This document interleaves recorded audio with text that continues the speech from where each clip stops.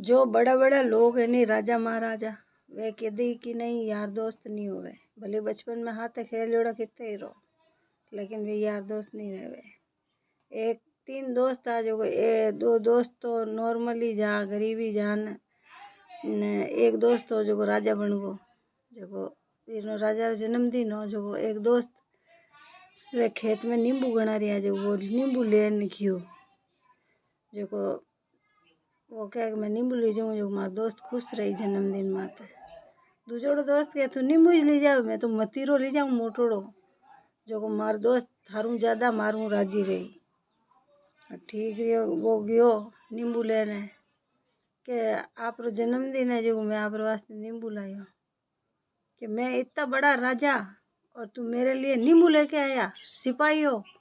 नींबू इन्हें डूंगा में डाल दो। वो सिपाही इन पकड़न ढूका के वो तो जोर जोर हंसने लागो क्या हंसता क्यों है रे कि मैं तो नींबू लाया मारे कोई टेंशन को नहीं पण तारो एक दोस्त है जो मतीरो लाई रही वीर कई रही मैं तो इनो आस्ते हंस रही हूँ वो कई करी बेचारो।